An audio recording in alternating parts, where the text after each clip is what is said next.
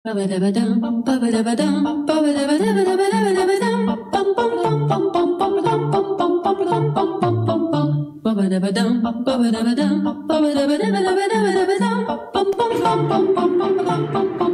pleasant good morning, a very pleasant good afternoon, a very pleasant good evening, whatever your timeline is and wherever you are located. As we say in our language, magandang araw po sa inyong lahat. You see how beautiful it is when we greet it in Tagalog?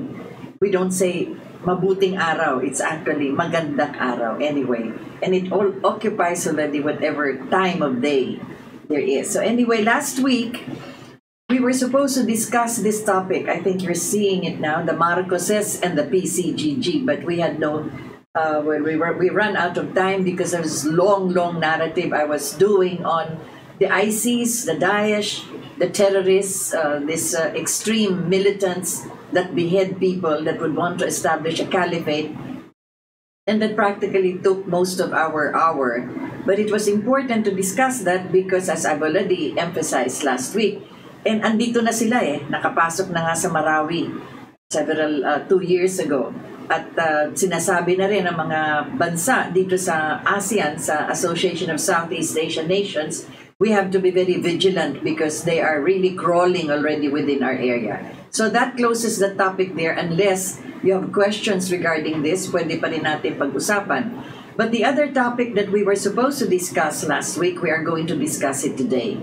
Because about a week or 2 weeks ago, to be exact, there was an issued statement by the Makabayan Bloc sa Congress ito at saka yung mga ibang mga sympathizers nila na nagsabi yung decision daw na isinagawa ng Sandigang Bayan at ng Korte laban sa mga Marcoses, which actually dismissed the case against them, was a malicious decision. In fact, ang pagkasabi nila, there was malice in that decision, there was an intent to rewrite history.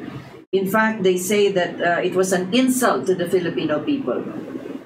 So we're going to tackle that in this hour because the malice is in the law that Mrs. Aquino executed. The first executive order, as a matter of fact, when she sat in the office of the president, was the executive order creating the office of what is known as the Presidential Commission on Good Government, yung PCGG. And I will read to you the first paragraph of this executive order number 1. Remember, this was the first thing that she signed as soon as she sat there. Whereas vast resources of the government have been amassed by former President Ferdinand E. Marcos, his immediate family, relatives, and close associates, both here and abroad. Isipin ninyo, dyan pa lang sa first paragraph, may conclusion na. Saan ka makakita na immediately dyan sa first line ng kanyang executive order, sinentensyahan na niya ang mga Marcoses? Yan. They amassed, the vast resources of the government have been amassed. So sinabi na kaagad dyan sa first line na yung resources ng government kinuha ni Marcos, hindi lang si Marcos.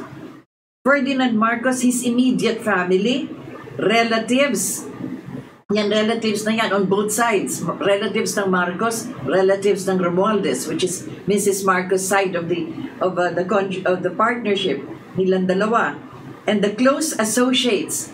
Close associates, ang ibig sabihin yan, like for instance, kagaya namin na nagtatrabaho kami sa Malacanang, covering Malacanang for television, or those covering it for radio, or perhaps those who are writing about Malacanang, they're all associates. They're not really friends of the Marcoses, but we are considered associates kasi andun kami. Ibig sabihin kasama kami dito. Which is exactly what happened, because when they came out, when the government of Mrs. Aquino came out with a list of those that are not allowed to leave the country, ang tawag dyan yung hold order. Diyan yata nag-umpisa yung hold order na yan, that we could not leave the country because the Department of Justice has a hold order against us. That is because of this first line. Okay, I'll read the second line. And so therefore, there is an urgent need to recover all ill-gotten wealth. That's the second line. So you could see in the first two lines of the executive order of Mrs. Aquino, she already sentenced the Marcoses of having stolen or amassed the vast resources of government. Can you imagine that? Sino ang may malis? The decision of the court or the executive order creating? Ito, dito na lang nakita mo na kaagad yung malis. Anyway, it goes on and on saying that all businesses, enterprises, etc., anything that could be connected to them must be sequestered by this office that was created, the PCGG. So pag sequester, pag titingnan nyo yung definition ng sequestration, ang ibig sabihin yan, kukunin muna ng government yan until you can determine first the ownership of whatever it is that you sequestered, and second, the color of the money that purchased that particular property. So, dalawang bagay ang kailangan ipakita. Kaya sila nagsisequester. They did not do that anymore. What they did was they immediately just sequestered anything associated with the Marcoses. Kaya, how long has it been? 1986, 33 years. They opened the private chambers of Ferdinand and Imelda who lived in Malacanang. So even their personal belongings there, underwear for instance, yung mga pajamas, yung ginagamit na mga damit, yung suklay, yung pabango, these are personal things. Wag nang pag-usapan yung jewelry na sinabi ng hinakot din ng PCGG. But the personal items there, do you know that up to this day, yung mga sapatos ni Mrs. Marcos andun na dinisplay na sabi, 3,000 pairs daw yon. Lahat yun are personal items actually. And they sequestered that. You know? Because nasaan ang mali siya dyan? Nakikita mo dyan talaga yung malis. Anyway, I'm talking about this because precisely it really struck me when they say that a decision dismissing the case against the Marcoses has some malice and an intent to rewrite history. What is history that is being rewritten? Over 900 cases were filed against the Marcoses, meaning Ferdinand, Imelda, and all their 3 children. And of course, the other relatives and associates and what they call cronies or whatever. Pero dun lang sa pamilya ng Marcos, ilan yan? 900 cases. Over the past so many years, lahat yan na-dismiss, yung mga cases na yan. Bakit na-dismiss? Because they could not find any evidence that all of these properties or that cash or that money or the bank accounts came from the money of the Filipino people. Nasaan bang pera ng Filipino people? Where is your money? Your money is taken over by the government through taxes, di ba? Yun ang pera ng taong bayan. Nagbabayad tayo ng buwis and the taxes go into the National Treasury and the Department of Finance is the one together with the Budget Commission. They're the ones that will handle all that money and find out how it will be divided according to the agencies of the government. Yan ang nagpapalakad sa ating pamahalaan. That's the money. That's our money.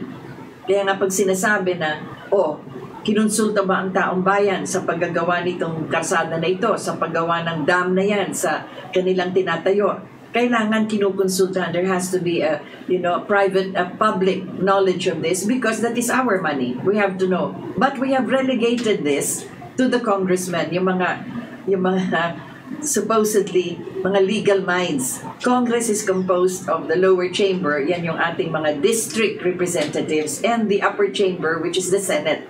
So lahat-lahat na yan, ilan sila?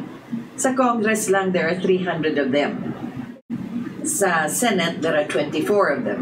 So 324 legal minds. They're the ones who actually will go over the budget that is prepared by the Office of the President. Sabi ko nga, yung Department of Finance and the Department of Budget, silang gumagawa ng budget na yan. In other words, kung magkano yung nakolekta nila and the projected collections pa, nilalagay na nila ngayon yung mga itemized na kung saan pupunta yan. Sa Department of Health, ganitong halaga, sa Department of Education, etc. It's a very tedious kind of work, and it's also very meticulous that they have to go through it because they have to be very careful with this. That is the money of the people. It's practically almost sacred. Wag nilang lulustayin. But that's not what always happens. Alam naman natin pa madalas saan pumupunta yung pera na yan. Sa kaliwa at sa kanan na bulsa, as they say. And that is where corruption comes in. But, going back to what this executive order says, itong sinabi ni Mrs. Aquino, whereas the Marcoses amassed the vast resources of government. So doon pa lang sinabi na, are you rewriting history? Is that history? Is that historical? So what they did in order to prove their point that these vast resources were taken by the Marcoses, they filed 900 cases against the Marcoses. And over the years, lahat yan na-dismiss kasi wala silang nakitang evidence na nanggaling merong kinuha na pera si Marcos sa Central Bank o sa Treasury or sa Department of Finance o sa BIR at ginamit ito for personal reasons, personal na ginamit niya. Because all of this money, as we've said, is taken care of by the departments that will allocate this for the management of governance, for the management and administration of the different executive departments and government as a whole. Yan ang tinatawag natin na budgetary procedure. As a matter of fact, right now, those of you who are abroad, right now we have already had the approval of the budget in the lower chamber, that is a Congress. Now it is in the Senate, and they're reviewing now the budget for next year. So 2020 budget ang kanilang tinatapos. When that is already finished, as far as they discuss this, lahat ng mga allocations doon, it will be submitted to the President. He will sign this into law, and then you call it as a General Appropriations Act. So we go back again to what they're saying here in this executive order. And from the time this was written, which was in 1986, up to this day, media and all of these people keep on saying that Marcos stole the money of the people. So who is rewriting history? Because historically, if we look at the expenditures that Marcos had over the 20 years of his administration, I think I wrote it down here somewhere. Doon natin makikita kung saan ginamit itong pera na hinawakan nung panahon ni Marcos sa budget na yan. So, we had, for instance, the budget of Marcos from 1965 to 1986. That's 20 years. 486 273 billion pesos. 20 years yan. 486 and 273 billion pesos. Where did it go? We had all the roads that were constructed from north to south. We had the dams, the airports, the seaports. We had all of the water resources. We have electricity up to the barrios. So they call it rural electrification. We had a massive land reform program. And then, as I was mentioning the other time, we had all the dams actually for our water supply, including those centering into Metro Manila, with the projection that the population in the metropolitan Manila area will increase.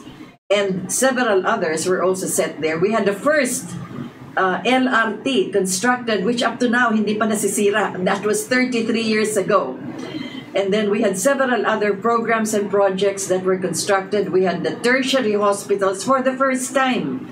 Actually, after all the years that we were in existence, actually, that we had the government, it was for the first time that we had tertiary hospitals. What does it mean, tertiary? Ito yung mga highly specialized.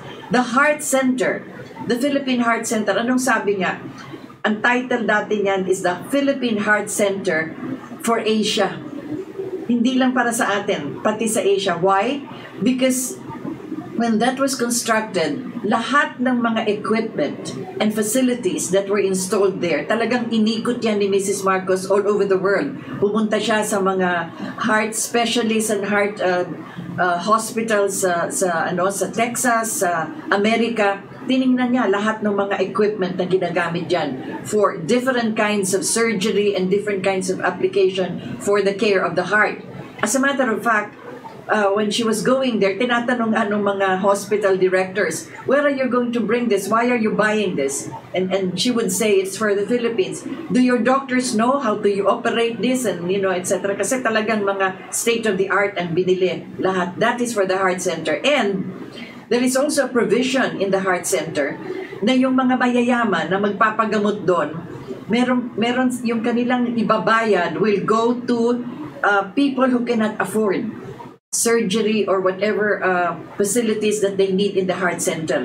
Kaya ang dami-dami doon na mga tinutulungan na mga hindi nila kayang magbayad para sa sa mga dalubhasa, yung mga experts, mga experts sa heart.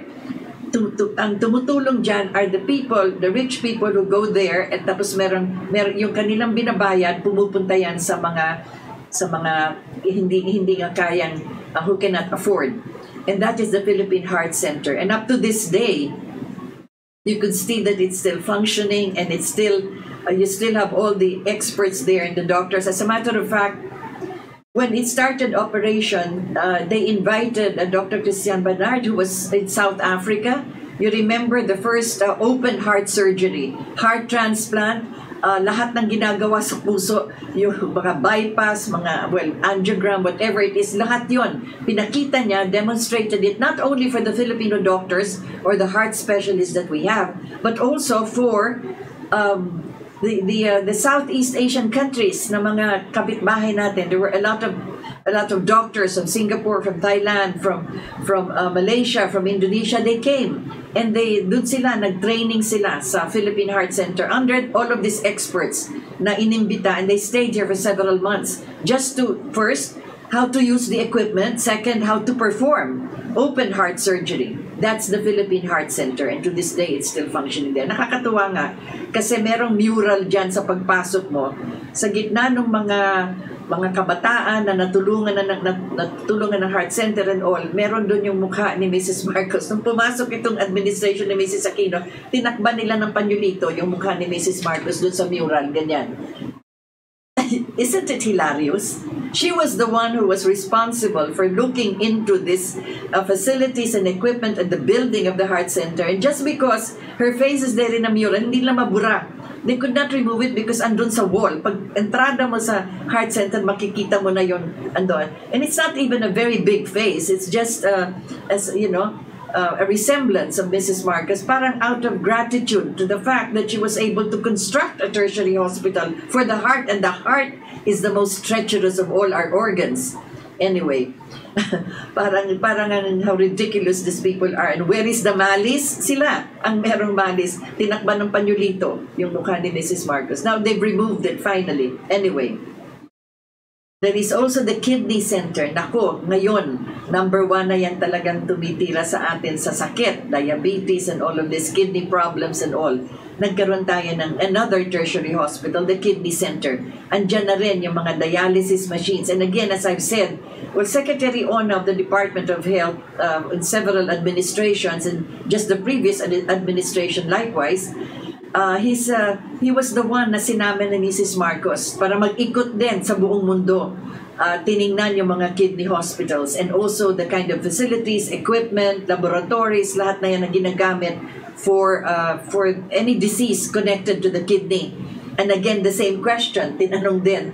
I got this personally when I interviewed Dr. Ona, tinatanong nga daw siya, do you people in the Philippines, do you know how to use this equipment? Alam ba niyo kung paano ito? Ganyan, and it's funny because Dr. Ona is one of the best of our kidney experts, and natawa na lang siya. Anyway, that is what we have in the Kidney Center. And there is another tertiary hospital, which is the Lung Center. And because of that, practically, yung mga nagkakasakit ng TB, tuberculosis, at any kind of lung disease, saan sila dinadala? Doon sa Quezon Institute. It's a very big facility na punong-puno ng puno. Doon sila, mga pasyente yan na meron TB. But because of what we have done, what they have done at the time sa Lung Center, we were able to practically exterminate tuberculosis, or hindi na yan killer disease sa atin because of that. And of course, marami pa rin na kinakailangan magamot dyan. Again, the Lung Center is a tertiary hospital for all of these diseases connected to breathing, inhaling, exhaling your lungs, etc. and all. Tatlo yan na tertiary hospital. There is another one, nasa drawing board na i-construct na rin, ngunit naabutan nga ng 1986. And which is that? That's the trauma center. Dati meron tayo, hindi dati, meron pa hanggang ngayon, yung National Orthopedic. Lahat ng mga nagkakaroon na nadidisgrasya sa aksidente o whatever it is na nababalian ng mga buto, doon dinadala sa National Orthopedic. Doon sila ginagamot. Ang sanang idea ngayon, magkakaroon ng parang trauma center. Ipagsasama-sama na lahat ng mga na-aksidente, nabalian ng buto, anybody caught in an accident or some kind of, it's related to that, kaya nga trauma, natu-traumatize ka sa nangyari sa'yo, that would have been the trauma center. Can you imagine if that were constructed and built today? Naku po, kayo na mga, lahat tayo na nasa lansangan, nakikita natin, sa dami ng motorsiklo. Lahat yan, once in a while, nasa semplang, si Presidente nga, pagparada lang ng motorsiklo niya, natumba pa. You can imagine how important that could have served our people now that just about, well, I don't know, 1/3 of our population in the cities are actually riding motorbikes. So kung nagkaroon man ng nabalian ng buto o may na-disgrasya, diyan sana sa trauma center na yan. Hindi nila tinuloy, sayang. So you could see that these are the ideas that were developed and created during the time, and it was put to good use because you had the structures there. And then you go now to that other area in the Philippine International Convention Center. 33 years ago, hanggang ngayon, ginagamit pa. It is one of the, we had all the best facilities there. Can you imagine, if you had something like, kasi patterned yan after the United Nations, pero mas malaki.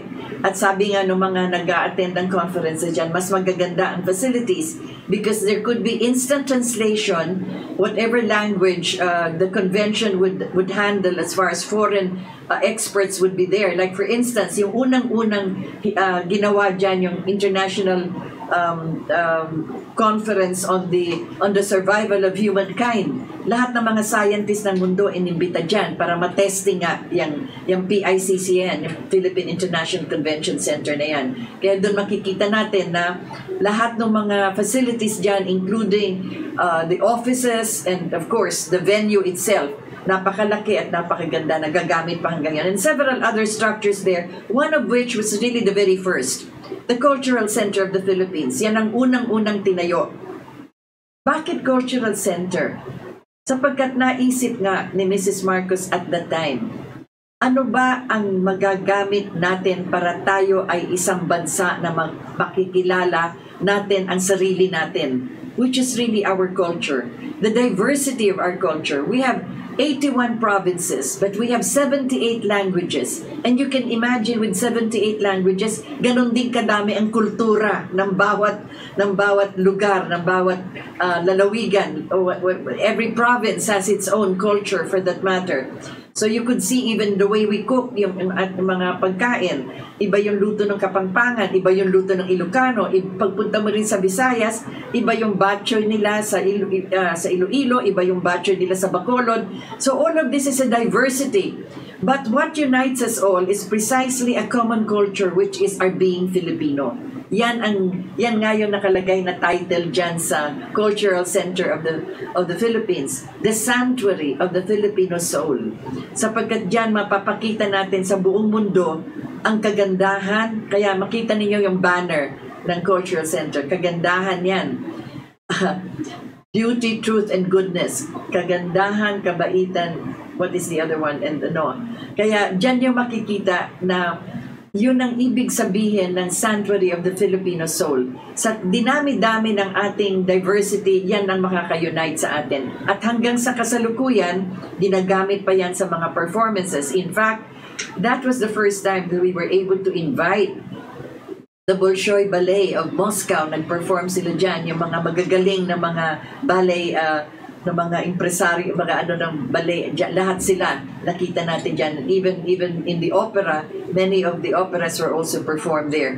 Whatever it is, you have a whole complex out there in the reclaimed area where you had also the folk arts theater and then the several others. First, we also had something like a design center there, or the Philippine International Trade Center, lahat ng yan.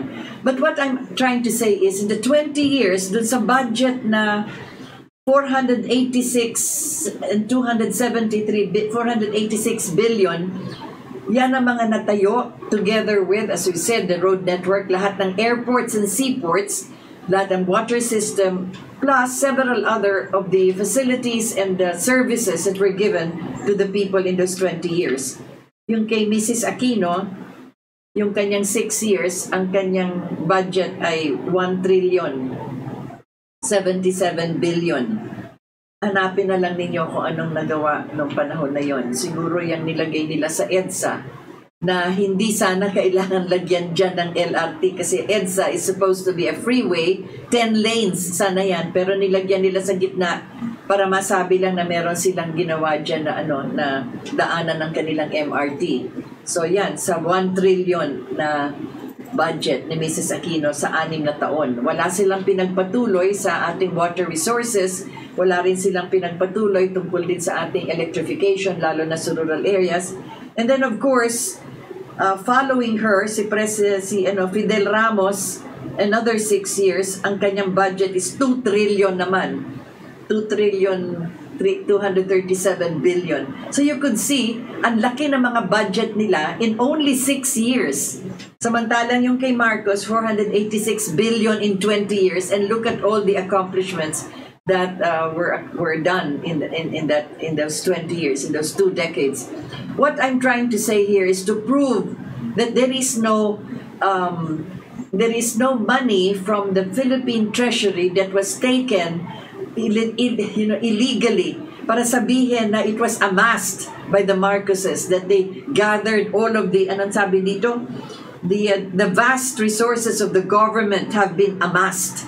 Parang napakasakit pakinggan. And then they talk about history and the rewriting of history. Kaya yung kanilang mga korte, can you imagine how many administrations were really controlled by those of Mrs. Aquino? Ilan yan na nakaraan? And they had all the time to look over all the documents in the budget, in the files of all the other offices to find out even just one single document that would show that Marcos got the vast resources of the Philippine government. And then they speak of malice because yung mga korte dinidismiss na ito. They're dismissing it. The last decision was precisely, sabi nga, walang ebidensya. Ang ipinapakita yung mga Xerox copies ng hindi nagbibigay ng proof or evidence na yung document na yon ay konektado sa pagkuha, ito nga, for the amassing of the vast resources of government. I'm talking this way because, as I've said, lahat ng mga dokumento na kinuha nila sa Malacanang, in fact, the first person who entered Malacanang was Joker Arroyo. May his soul rest in peace. He was the executive secretary of Mrs. Aquino. Siya yung unang-unang pumasok dyan. Meron siyang kasamang parang aide niya, si Potenciano Roque. Alam ko ito sapagkat nadinig ko yung testimony sa New York. First hand nadinig ko. At sabi nga ni Potenciano Roque, mainit pa nga yung chafing dishes, yung ulam, kung kakain sana ng gabi because the Marcoses left at about 7:45 in the evening. And when they entered Malacanang, immediately after, mainit pa yung pagkain sa lamesa. So they were the very first that entered. And what did they do? They gathered documents already.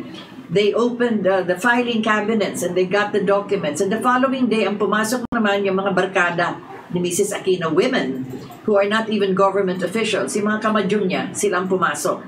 And what did they do? They started also getting all the documents na napupulot nila, putting it in suitcases, boxes, lahat. Basta nakita nila na bank accounts ito or whatever, they gathered it all at dinala na lahat ito sa bahay ng isang Angelita Trinidad. Isa rin barkada ni Mrs. Aquino, a dermatologist. And from there, dumating dun sa bahay ni Mrs. Trinidad. Again, I am saying this firsthand because Mrs. Trinidad was a witness in the trial in New York. She testified to this. What I am expressing to you now, galing ito sa kanyang testimony doon sa New York. Sabi niya, dinala yung kasama siya ng barkada nila na pumasok ng Malacanang, pero naunahan sila kasi there is a certain Margarita Cojuangco na bumababa na daw, may dalang isang buong suitcase. So tinanong nga siya ng cross-examination ng abogado ni Mrs. Marcos, ano yung bitbit niya pababa dyan? Ang sabi niya, non-documents. So, hindi na natin alam kung ano yung laman ng maleta na yun. But nonetheless, hindi mga dokumento. So anyway, Angelita Trinidad, she's a dermatologist, as I said. Na-interview ko rin siya pagkatapos nung testimony niya, ayaw nga magsalita. Ang sinabi lang niya sa akin, do you know, Rita, that we saw that there were 7 dialysis machines dyan sa loob ng Malacanang? Grabe, sabi niya. That was all she said. So I answered her back, do you know that Marco had 7 kidneys? Oh, anyway. So, that's just to make you laugh.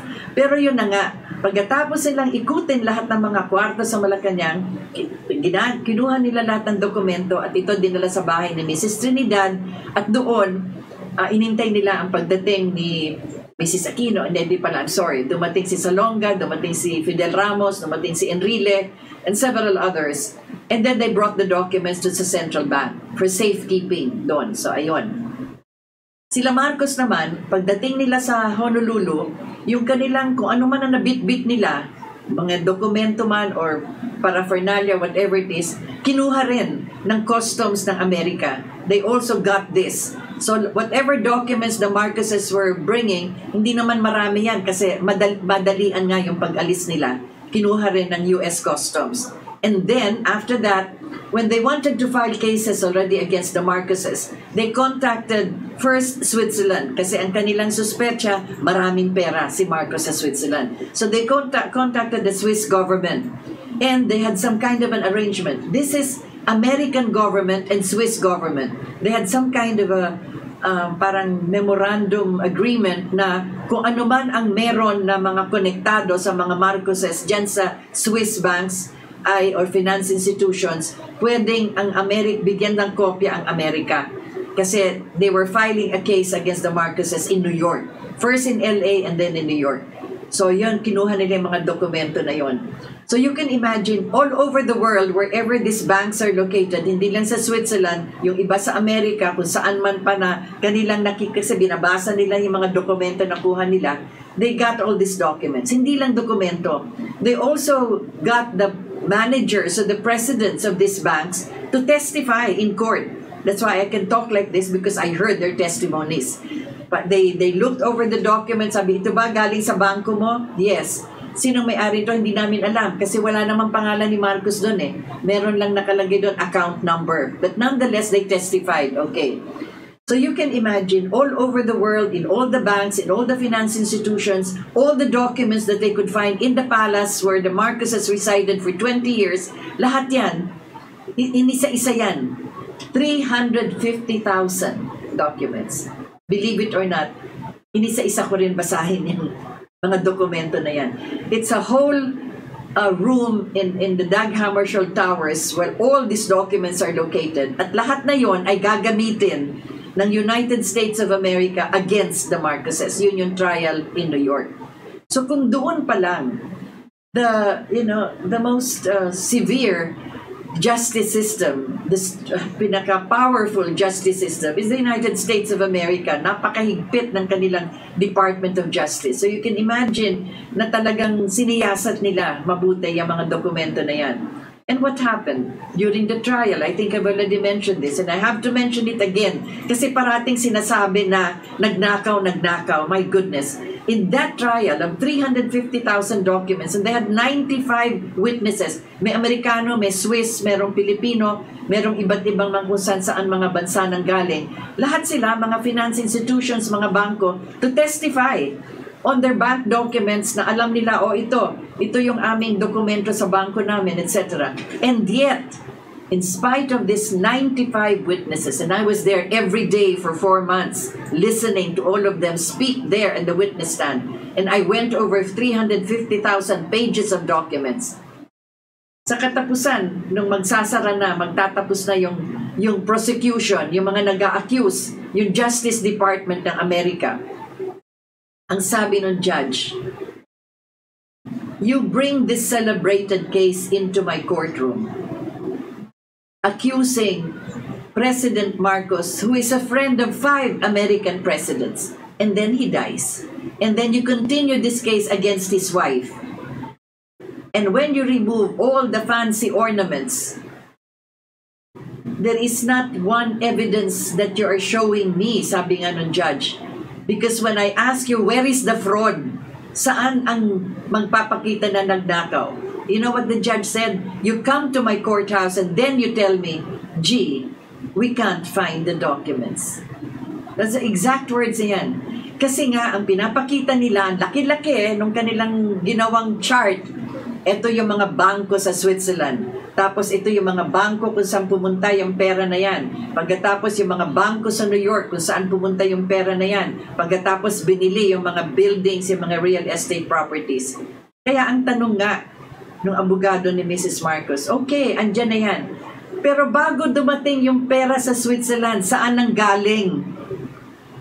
Where did the money come from? Yun ang katanungan. Yan din ang kailangan tanungin dito sa lahat nito mga kaso ito dito sa Pilipinas na nag-a-accuse sa mga Marcos na nagnakaw. Saan ang dokumento na magpapakita? Unang-una yung mga nasa bangko, saan ang galing? They were not able to come out even with one single document. And that was the time of Mrs. Aquino. Hawak nila ang budget. So makikita nila siguro yung binabasa ko sa inyo, yung 486 billion pesos na nasa budget, pera ng taong bayan na nasa budget ng panahon na yon. They were in control of government at the time. Yun, kailangan inisa-isa nila. At tingnan, meron ba dyan of that 486 billion na ninakaw ni Marcos? Wala silang nakita doon kasi wala nga silang ma-present sa New York because there was none. There was no document. And even the judge said, kaya sinabi rin ng judge na yon, Mrs. Aquino may be implementing her laws in her country, but I am in charge of the courthouse here, and we are implementing the American law. Kaya dun medyo talagang napipiko na yung judge, sapagkat sa haba-haba nga ng trial na yan ay walang napapakita ang Justice Department ng Amerika sa tulong din ng PCGG. Sila rin ang nagbigay ng lahat ng yung mga 350,000 documents na yan. Hindi naman Amerika ang pumasok sa Malacanang. Ang nakuha lang ng Amerika na dokumento doon lang sa customs ng Hawaii na kinuha sa mga Marcoses. Ngunit lahat ng dokumento sa palasyo, sa Malacanang, sila ang kumuha niyan, mga Pilipino, PCGG. And all the other documents of the other banks, still, that was turned over to the PCG. That's the PCGG that we're talking about. Na sinasabi dito, vast resources of the government have been amassed. Can you imagine amassed by former President Marcos? Saan? Where? So now they bring the case here to Manila. Alam mong ginawa na kaya ang dami-daming kaso? Just to show you how cruel they were against the Marcoses. Kung doon sa New York, talagang pinakita lang nila yung bank transfers from one bank to the other. Yun na nga, hindi lang mapakita kung paano pumasok yung pera sa Switzerland. Pero dito sa atin, anong ginawa? Same documents! Pero inisa-isa nila. Like for instance, in one bank account, syempre maraming entrada yan. It's not just one bulk na nagpasok ka ng $1 million dyan. So in a series of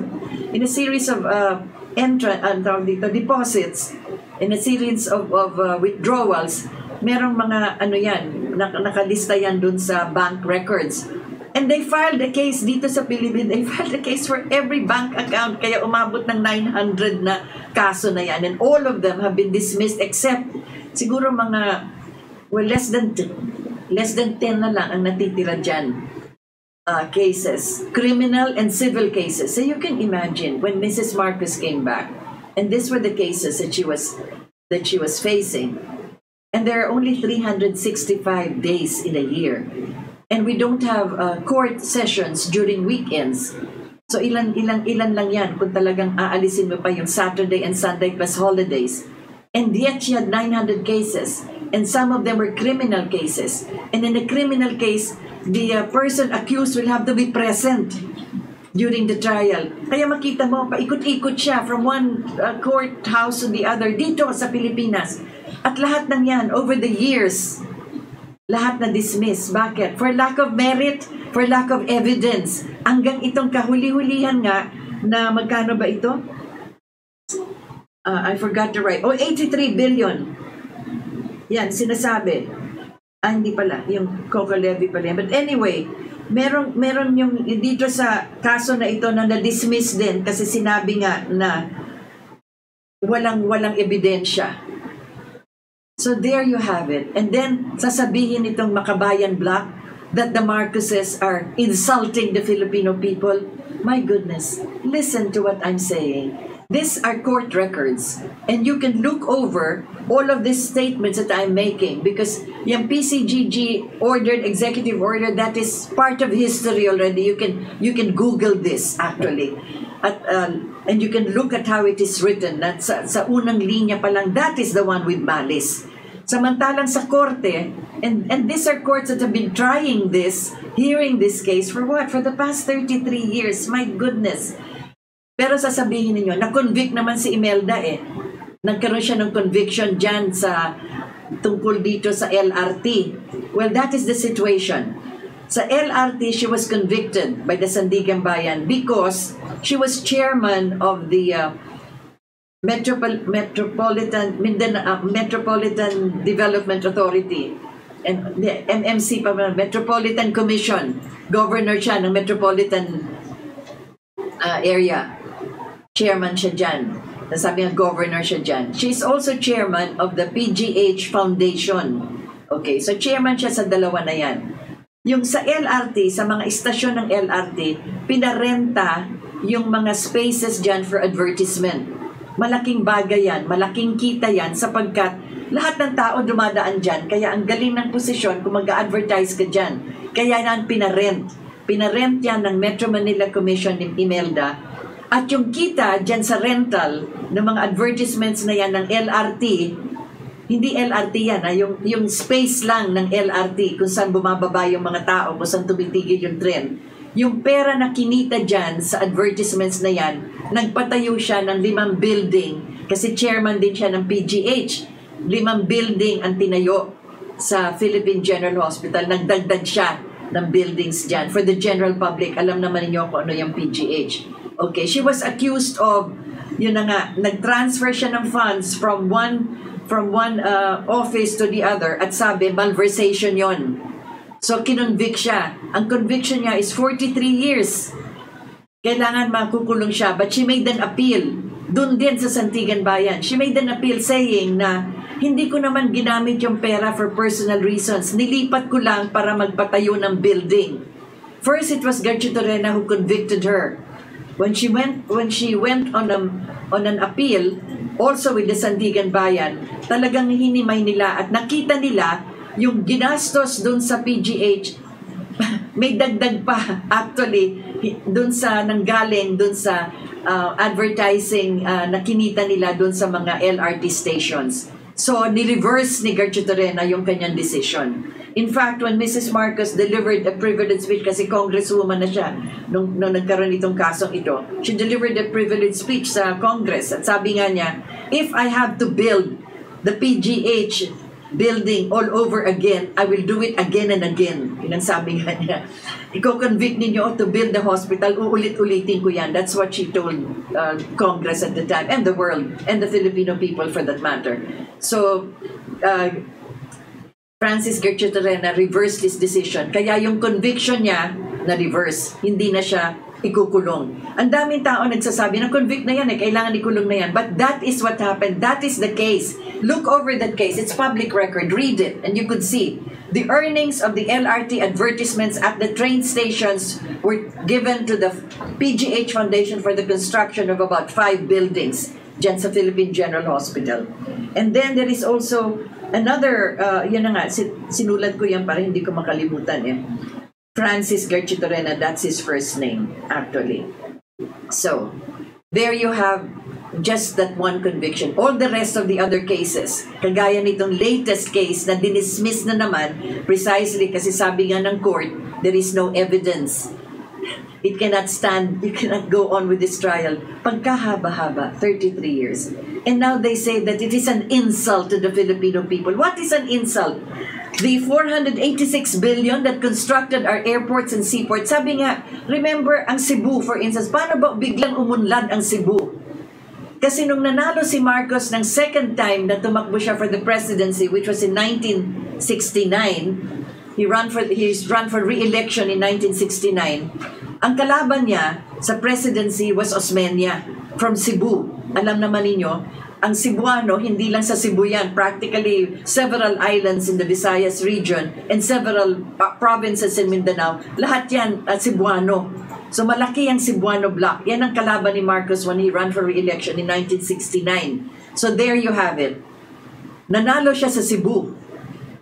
Kaya nung nanalo siya nung re-election niya, ang unang-unang binigyan niya ng talagang infrastructure programs ang Cebu. Water system, airport, seaport, electrification. Kaya bigla ang unlad ng Cebu. That is history. You look at the records. Ang dami-daming salita na sinasabi na, ang yung Cebu, because in 1969, sila talagang inuna na bigyan ng infrastructure out of gratitude that the Cebuanos voted for him and he was re-elected in 1969. So, here we are talking about changing history. These are all records, public records. You could go over them. Nakakapagod na akong paulit-ulit na itong aking sinasabi. And yet to this day, sinasabi nga nagnakaw. Saan ang ninakaw? And you know, I had to answer a friend of mine sa Facebook na nagsabi din na, ayan pala, nagnakaw na naman, etc. Sabi ko, please, I'm crying out to the world, in fact, to all 81 provinces, to 110 million of our population. If you could find just one evidence, one piece of paper, one witness that can show and prove na merong ninakaw sa Philippine Treasury, sa ating sa tao ng bayan, pera ng taong bayan, which is there, sabi ko nga sa Philippine Treasury, kung meron mapakita na kahit na isang, bring it to court. Baka sakali yung natitira pang mga 3 kaso na yon, baka sakali.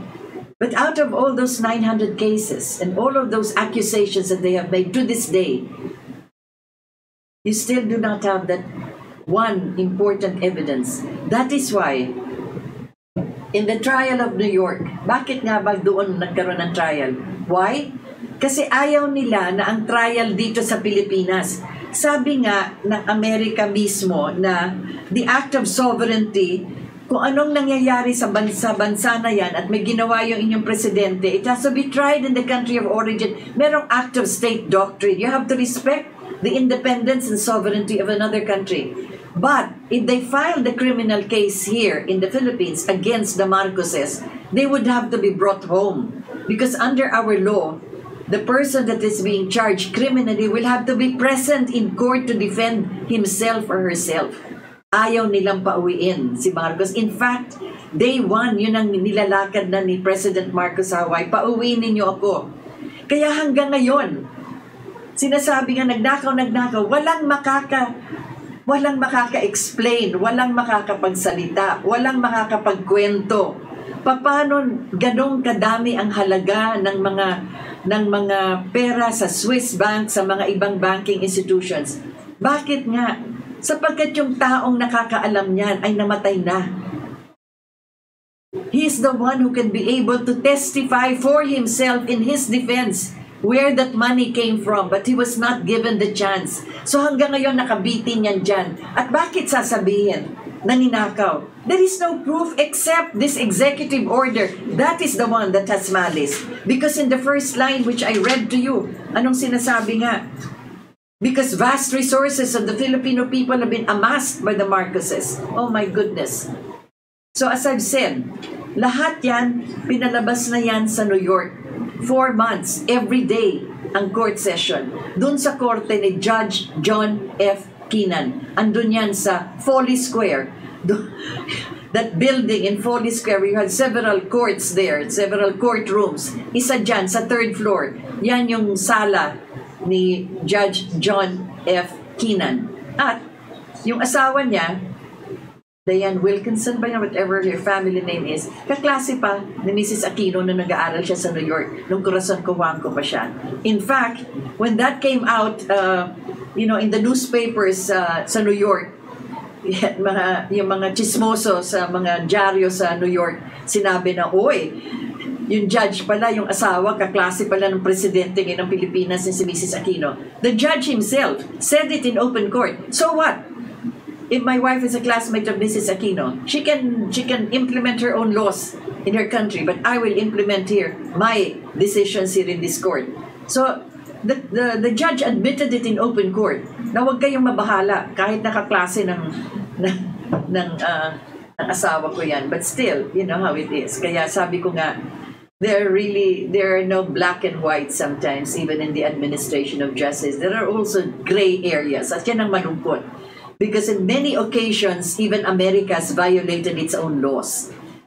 The act of state doctrine, the act of sovereignty, and all of this, yan, they violated that kasi under international law, kinakailangan ang trial dito sa Pilipinas. Pero tinanggap nila doon. Bakit? Kasi nga, ayaw nung administration dito sa Pilipinas sa pauwiin si President Marcos. So, every day, I sat there in that courthouse, I went over these documents, I listened to all of the statements of the witnesses, and that is why I can talk this way. And that is why I can say, tumahimik na kayong magsasabi that there is malice as far as the decision of the courts are concerned. Respect the courts. Look, they have been working on these cases for 33 years. My goodness. Isa pang bagay dyan na sinasabi nga that it is an insult to the Filipino people. Nakalimutan na ba ninyo ka nangyari noong 86? Nagkaroon tayo ng snap elections, hindi po ba? At, well, let me tell you that that is the fourth time that Marcos was re-elected. 4 na presidential elections yan. I have some notes here so that I could give you the dates actually. So Marcos ran for re-election for the first time he ran for the presidency, and this was in 1965. That was his first term. And then he ran again in 1969 for re-election kasi 4 years lang kasi noon ang term ng presidency. Then he ran again in 1981. Kalaban niya si Alejo Santos. And then he ran again in 1986. Yun yung snap election. So 4 times tumakbo siya and 4 times he was re-elected. How many votes did he get in 1986? I have it here somewhere. In 1986, he had, 1965, ang kalaban niya dito si Diosdado Macapagal.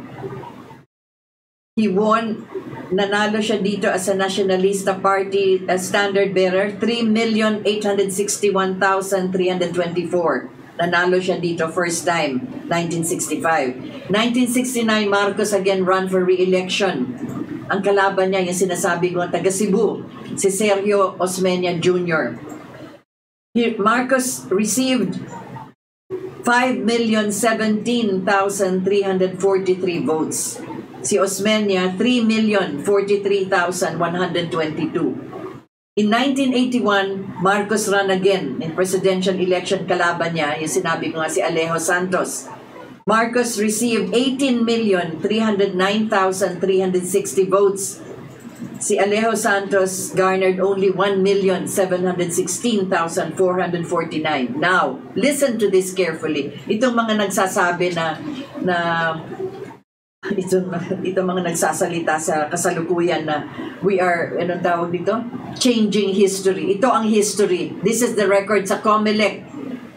1986 snap elections. Kung di pa kayo pinapanganak ng panahon na yun, makinig kayong mabuti. These are records actually, public records. Ferdinand Marcos garnered 10,807,197 votes. Si Mrs. Aquino, 9,291,716. So mahigit 1 milyon pa yung lamang ni Marcos ng snap elections na yun. Okay, if there were 10,807,197 people that voted for Marcos at that time, tingnan nyo hanggang sa kasalukuyan, yang paran yung mga tinatawag na mga Marcos loyalists. And do not say that history is being changed. Yan ang history. Hanggang ngayon, andyan pa sila. There is no phenomenon at all like it in anywhere in the world that from 1986 up to this day, sila pa rin na nakikita mo nagrarally dyan. My goodness, uugoy-ugoy na nga yung iba. In fact, one time nga nakilala ko yung isa, sabi ko, nasaan ang mga anak ninyo? Diba, ito yung mga lola na. From 1986, they're still there, rallying now for the son of Ferdinand Marcos. So that is 10 million that he got in the snap election. So huwag niyo sabihin changing history. In fact, what happened there was this. And again, I can speak of this on a personal basis.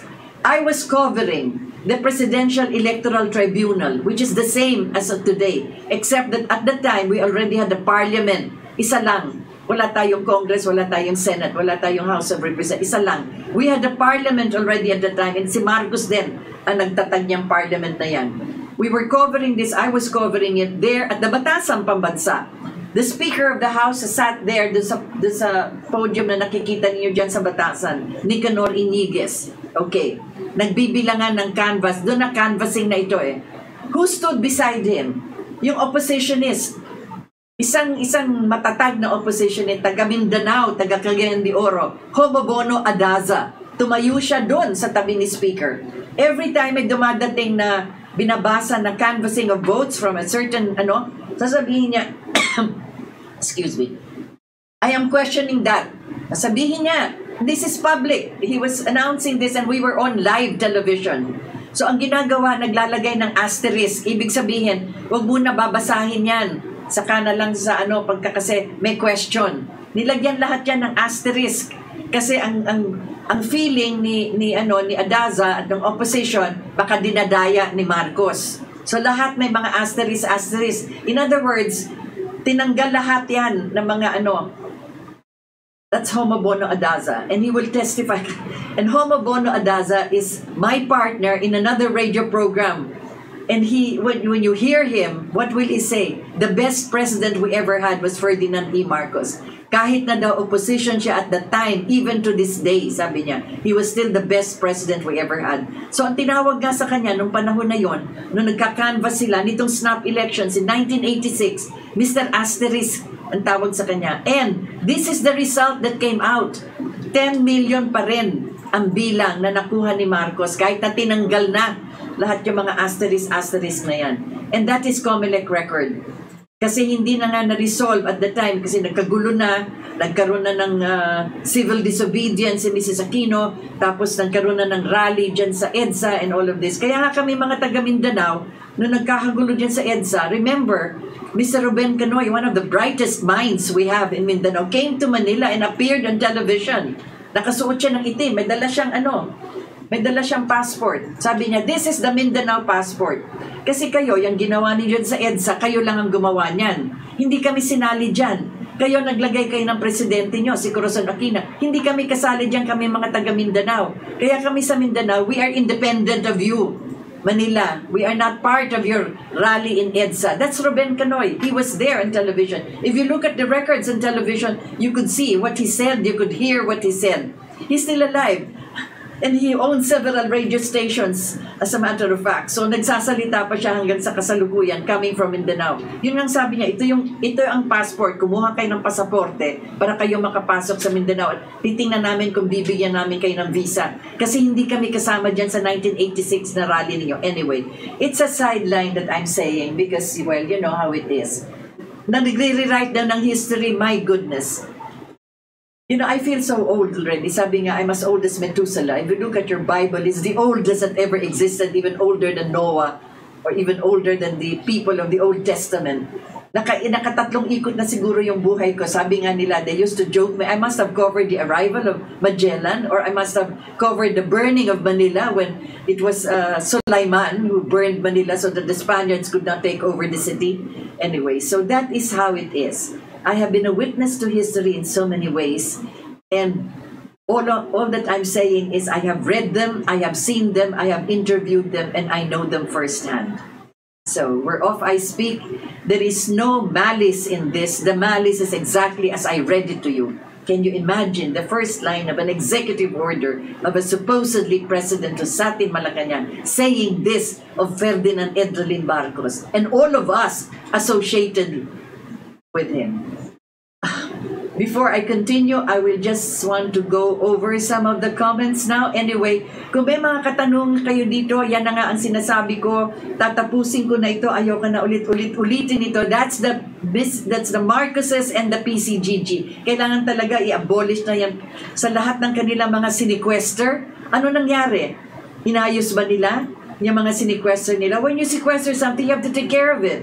Kung may taxes sa babayarin, kung kailangan magbayan. That's what they had did to the house of Marcos when he was still a congressman. Andyan sa San Juan. They sequestered it, and then they didn't pay the taxes. In all the 33 years na sinikwester nila, hindi nga nila inayos, hinalukay pa nila. Can you imagine, pati swimming pool, they dug up even the swimming pool kasi baka daw sa ilalim ng swimming pool nagtago pa ng ginto si Marcos. Can you imagine, lahat ninakaw nila, pati doorknob, pati yung tiles, everything. Ang hindi lang nila nalabas, yung lamesa sa dining table kasi it's a 24 seating dining table. Hindi magkasya sa pintuan. Siguro yon ginawa doon sa loob ng dining room. Kaya hindi nila, lahat kinuha nila, lahat ninakaw, lahat hinalukay. Pati yung mga libingan ni Mrs. Marcos sa mga kanyang mga lolo, nanay at tatay niya sa Tacloban. They dug up the graves thinking that baka nagtago ng pera o ginto sa mga, can you imagine, sa mga, anong tawag ng pansyon ba yun? In the tombs of her ancestors and her parents and her grandparents, they dug it up and left the bones. Did not even rebury them. Kaya nung umuwi si Mrs. Marcos sa 1982, yun ang unang pinuntahan niya, to rebury her dead.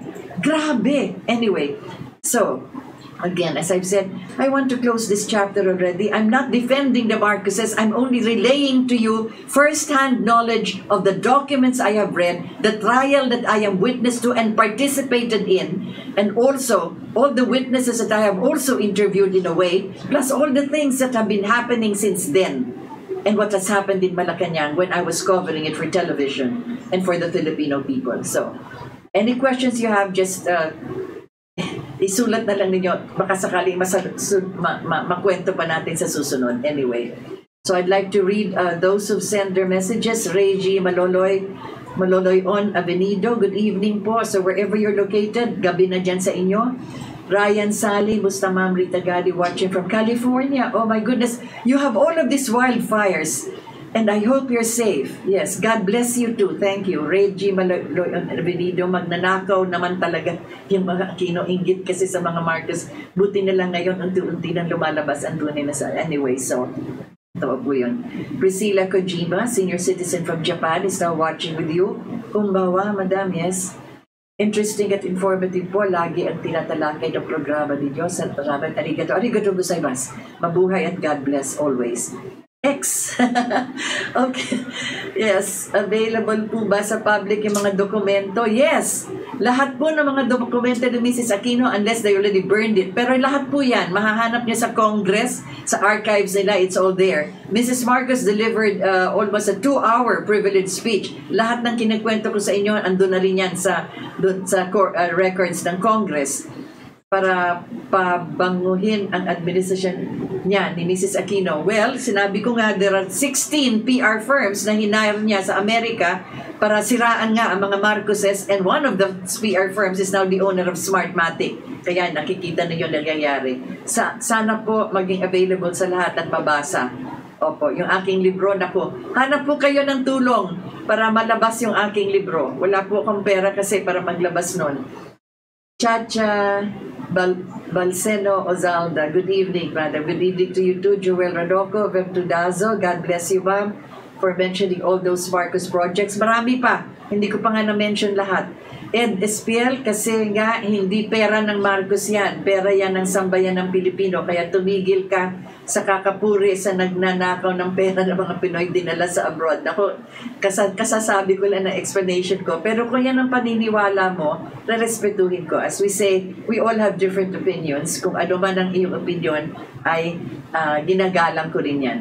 Joel Ranoco, Vertudazo, we love listening to your program. Maraming salamat. Rory Buenaventura, yes, Marcos forever. Joel Ranoco, share ko ang share sa wall ko para marami makarinig ng truth from Marcoses. Can you bring it down again? I just want to answer something which this person said. Si Espiel, yung sabi na nilabas ng pera, dinala sa abroad. I already said it in my program, if you listened well. All the banks in Switzerland turned over their documents and the money here back. It is us, the Filipino people, and our courts that will determine the color of that money and the origin of that money, and they were not able to prove it. In fact, ang nangyari dyan, summary judgment, walang trial. Basta sinabi na yan ay iti-turn over sa Philippine government. So lahat ng yung sinasabi nga na pera ng mga Pinoy, dinala sa abroad, wala yan. Again, as I said, Mr. Espiel, kung meron kang ebidensya, I am calling on you, bring your evidence in court so that finally, after 33 years, we can find one single document and you can stand as a witness that the money was taken from the Filipino people. Anyway, so sige na. Mainit na yung ulo ko. Ruby Araneta, sige nga, anong nagawa ng mga Aquino? O nga, hanapin ninyo. At ikwento na lang nyo sa akin later on. Kuya Juni Gonzaga, Ma'am Rita Gadi, mabuhay ka at ang programa mo na kapupulutan ng mga kaalamang dapat malaman. Ang lalim ng Tagalog mo, anak, ng nakakaraming Pilipino na nabuhay sa panahon ni Cory hanggang sa anak niyang sinundoy. Ay, naku po. Pagdasal na lang po natin. Think ni Tigasan Aquinos ay yun na nga. Kung anong sinabi mo, thinking yun na nga ang pakiramdam ko rin. Dong yun, Linag, umpisa ang paghihirap ng Pilipinas. Totoo po yan. Yan po masasabi ko talaga. Nagsimula ang ating paghihirap noon, 1986. Tingnan nyo ang nangyari. After that, lahat ng ating public services nilipat na to be privatized sa mga oligarko talaga. Tess Baliedo, mga Aquino at kukuhan ko ang mga magnanakaw. Yan, may history yan. Pwede niyong i-google yan. Kung saan nanggaling ang Hacienda Luisita, kung paano nabili yung mga ari-arian nila dyan. Nasa history na po natin yan. Basahin ninyo. Mga, meron siyang sinabi dito, mga, alam nyo, pati hayop, hindi natin talaga matutulad sa kanila Yung sabi mo nga, mga gahaman. Naku, napakalalim ng Tagalog ninyo. Francis Lazo, 30 years ng hukay ang Aquino ng evidence. Walang nahukay. Totoo po yun. Hukay ng hukay. Physical, likewise. Yung sinabi ko sa inyo, pati mga libingan nila Mrs. Marcos, hinukay sa Tacloban para naghahanap nga. Sa Ilocos, hindi sila makahukay. Kung sino mga Ilocano siya, talagang binantayan ng mga Ilocano. Walang nasira sa mga bahay nila Marcoses at lahat ng mga gusali doon. Sa Leyte, marami silang mga sinira doon. Guy Salvador, suck it to them. I'm not sucking it to them. I'm relaying only what the truth is. Tandaan niyo ito. There are no two sides because we are not political. There is not the opposition against Marcos or the Marcoses. There is only the side of the truth. And that is what we're talking about in this program. Tess Baliedo, ngayon lumalabas ang hindi talaga magnanakaw si Marcos. Arlene Tobias, it is true, Madam Reggie Maloloy, on Avenido, Makabayan Block. Ang ganda ng pagmura mo. Alam mo, yung pagmura mo yan, nadidinig ko yan madalas talaga. Walang kwentang bayaran ng mga etc. Okay. Magkikwenta mo ang 20 years sa dami ng projects. Oo nga, hindi ko na kinuwento nga lahat Manuel Manalo Marcos talaga ang tunay na hero. Marcos talaga ang tunay na hero. Paano gawin nila? Yan ang katotohanan ng mga Aquino, ang salot ng bayan. Darasam Sampaga, President Ferdinand E. Martha, best president of the Philippines. Arban Loyola Marcos pa rin. Yes, ganyan nga yung anong side natin. Roel Rodolfo Bobo na. Oo nga, marami. Hindi lang sila nagbobobobobohan. Sayang, matatalino sila pero ayaw nilang tanggapin ang katotohanan. Daisy Tinaya Marcos pa rin, Aki Gubatan, Watanabe, Solid Marcos, Carlito Ramirez, Palom, Marcos pa rin, Joel Rodolfo. Mag-asawang, sorry, ang hirap ko magbasa ng Tagalog. Magsasawang pakinggan. Akala ko magsasawa ka. Hindi ka pala magsasawang pakinggan ng programa niyo po. Thank you very much. God bless you too. John Felix Pascual, question. If Marcos was ousted from position, is President Cory the rightful? Hindi po. Hindi siya ousted. Nilabas siya ng mga Amerikano. Basahin po ninyo ito. Kayo mga nasa Amerika and wherever you're located, ang libro po, ang title, Triumph and Turmoil. Yun ang title. Ang author po niyan, si George Shultz. Si George Shultz po, siya yung Secretary of State nung panahon na nilalakad nila ang pagtanggal kay Marcos. The last days of February 1986. Sinulat po niya lahat yan. Hindi po siya ousted. He was removed. Marcos was removed by Washington under the administration of George Shultz. Sinasabi ko administration because they kept it a secret from Ronald Reagan. Raul De Vera Jr., actually you have answered many of the questions I have had before against the Marcos Brigade, particularly the conviction made against Imelda. Yun po, record din po yan. tingnan po ninyo, yan si Francis Gattitorena, for whatever it is, I respect the man. Siya ay talagang anti-Marcos, pati yung asawa niya hanggang ngayon, si Vicky Gattitorena, barkada nga yan ni Mrs. Aquino. Galit na galit talaga sila sa mga Marcoses, but he is an honest judge, and sabi nga, even when he was trying the case, now sila Marcos were still in Honolulu, at naalala ko noon si Rafi Recto, asawa nitong ating senador, Rafael Recto, he appeared in court.